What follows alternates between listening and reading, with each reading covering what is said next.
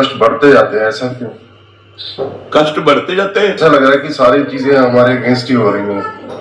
नहीं, ऐसा तो नहीं है, पर ये जरूर है कि प्रारब्ध इस समय बुरा आ चुका है। जैसे इस समय हमने नई खेती बोई गन्ना और पीछे बोया है बमूल, तो अब गन्ना तो अब नया उगेगा, बमूल तो अभी पहले से है। तो ये पूर्व का प्रारब्ध आ गया और अभी भजन शुरू किया, अब आपको निगेटिव दिखाई देने लगा।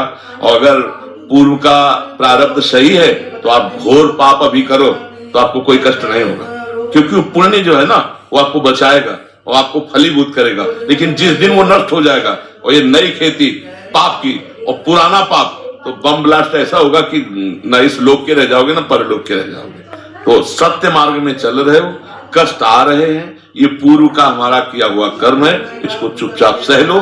अभी जो नई फसल बो रहे हो ये जब आएगी तो आनंद में डूब जाओगे।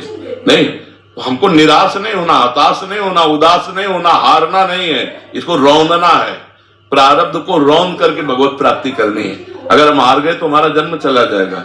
अच्छा, निगेटिव क्या होगा आप देखो, कोई संपत्ति, कोई व्यापार, कोई व्यक्ति, कोई वस्तु, ये निगेटिव होंगे।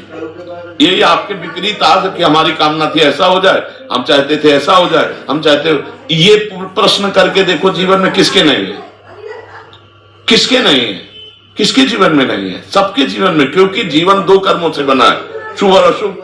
कभी सुख मिलता है, कभी दुख मिलता है, कभी अनुकूल पक्ष आ जाता है। आप ये नहीं कह सकते कि आपके जीवन में अनुकूलता आई ही नहीं, कह नहीं सकते आप, क्योंकि ऐसा हो ही नहीं सकता।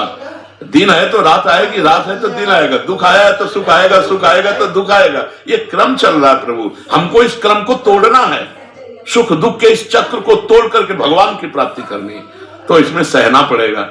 पीछे वाले बैच में यही कहा कि भगवान अवतार लिए तो संघर्ष करना पड़ा, हम लोग तो जीव हैं, फिर हमें संघर्ष से डरना नहीं चाहिए। चाहे रामावतार हो, चाहे कृष्णावतार हो, चाहे भगवान का जो अवतार हो, आप उस अवतार में देखो भगवान को संघर्ष करना पड़ा इस संसार में, तो हम तो जीव हैं, फिर हम संघर्ष से क्यों डरे? जब संसार का मालिक आता है तो उसे संघर्ष करना पड़ता है, फिर हम तो उनके ध्यान से, तो हम संघर्ष से नहीं डरेंगे, दुख से नहीं डरेंगे, हम आगे बढ़ेंगे।